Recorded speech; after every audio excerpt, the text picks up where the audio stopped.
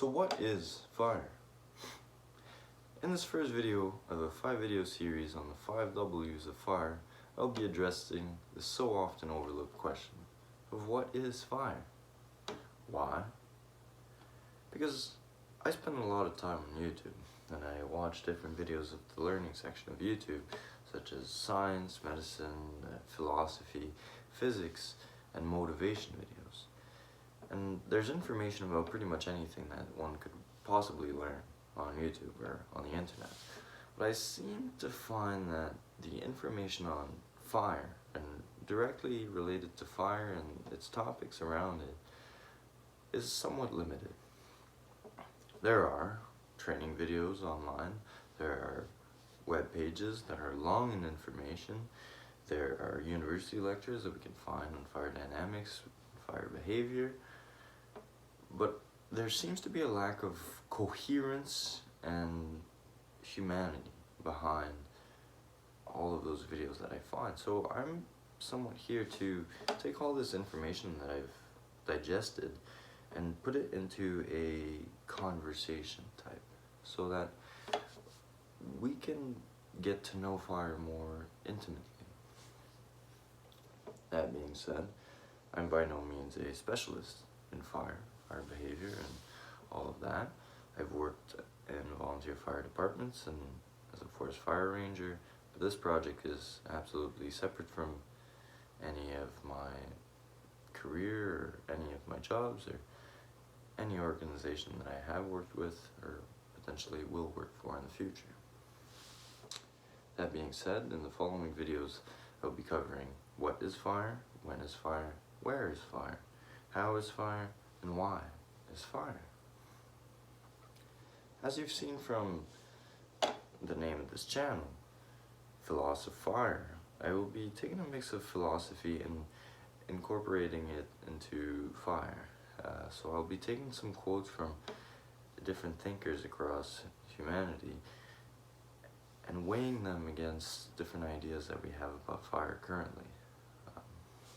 So I'd like to start with this old adage that says that fire is a handy servant, but a terrible master. This sort of dichotomy of fire, dichotomy means die for two, and tomia, which means to cut, so the sort of double-edged sword of fire as one part is source of life and heat and energy and death and destruction, has kept humanity on its heels for epochs, right? From cavemen, cave women, cave people who've taken fire for shelter, to provide themselves with food, and to defend themselves against enemies or to attack or even to hunt, right? From this very primitive use of fire to where we are now, where we have people that are controlling the environment and burning fire at a very, very, very, very controlled scenario so that they can derive complex, chaotic mathematical formulas to try to figure out how it will behave with different materials, with different changes in weather, in a vacuum, with nothing, how close to fire we can get without oxygen, with different gases, all sorts of potential ideas that we can get about fire in laboratories now. So we've made a tremendous improvement on our understanding of fire, thanks to people thinking about it across epochs. So I'd like to quote Richard Feynman. Richard Feynman was a Nobel Prize winning physicist. He was a kind, charismatic, and quite frankly, entertaining teacher. He taught the world that it is fun to imagine, which is actually where I'm taking this quote and paraphrasing it, putting it in my own words. But I encourage you to go listen to this. It's called Fun to Imagine, and I'll be putting a link down below with a timestamp of when he does talk about fire.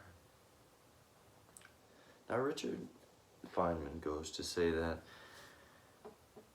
carbon dioxide from the air gets stored into the wood via the energy of the sun. And with the carbon being stored into the wood comes the energy.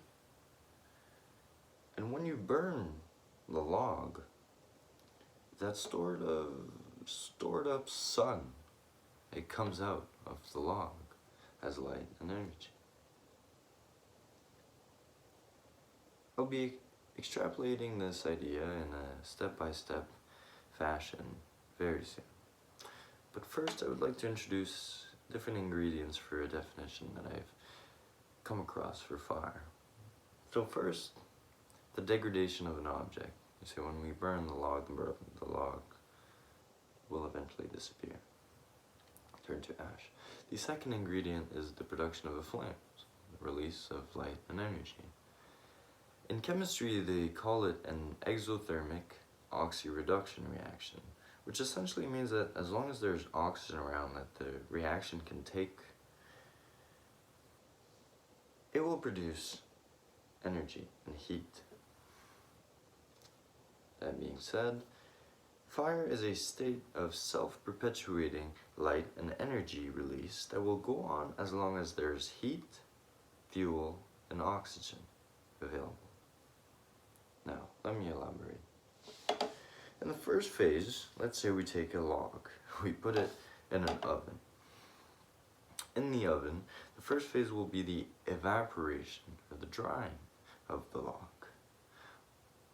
Once there's no more water in there, pyrolysis will begin to occur. This process begins at around 400 Celsius usually. It produces charcoal and tar. So on the outside, we would see the wood start to darken.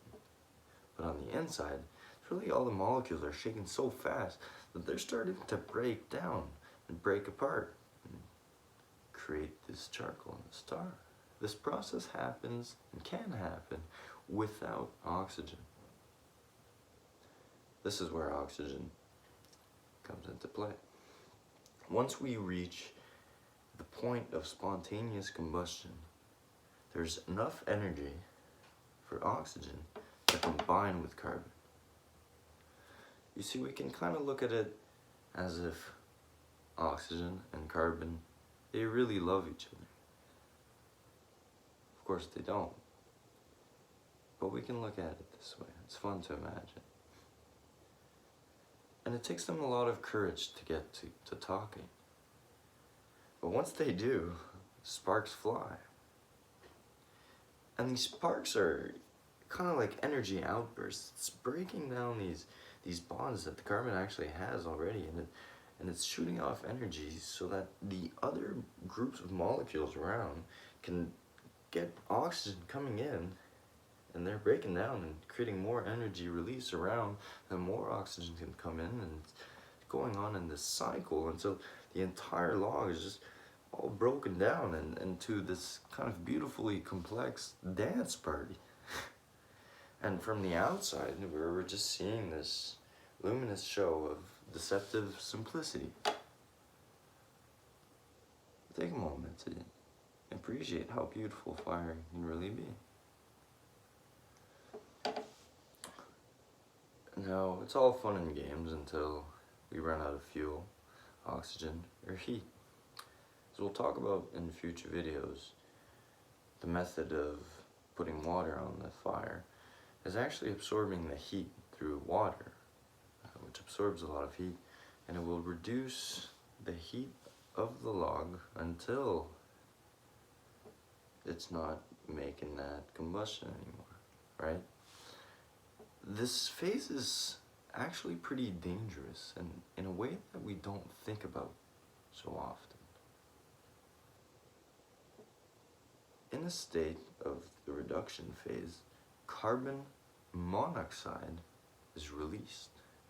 Carbon monoxide, so CO, can bind to our hemoglobin, which is where our oxygen usually binds to in our blood, up to 240 times better than oxygen does. That means that we're not getting oxygen to ourselves, and it can lead to asphyxiation. This process is quite dangerous because it is unable to smell. We can't hear it, we can't see it, but it happens. It can fill up a room pretty fast from the bottom up. That's why it's important to have carbon monoxide detectors on every floor of the house, close to the rooms, and around any sort of open combustion if we have a wooden stove, or around the garage, because our cars are there. That being said, in this video, I have covered a lot of material about fire. I've started by presenting my ideas for this channel. I've then went on to state that I'm not a specialist. I then introduced this idea of the dichotomy of fire, and then we went over ingredients for definitions of fire, and then a step-by-step evolution of what a typical fire would look like if we put a log in our oven and then put it out with water. With all that said, I would like to ask you a question. What is fire? Has this video brought you more questions or more answers? Please leave a comment down below to let me know what you think. Let me know if you would like me to discuss other topics in this channel. I have a lot of ideas, such as topography, the effects of weather on fire, even the health effects if we inhale smoke, or it can be fire behavior, fire dynamics, etc., etc. But I would really like to create this kind of discussion between us so we can get to know fire. So until next time, when is fire? Where is fire? Why is fire? Most importantly, how is fire? Thank you. Have a good day.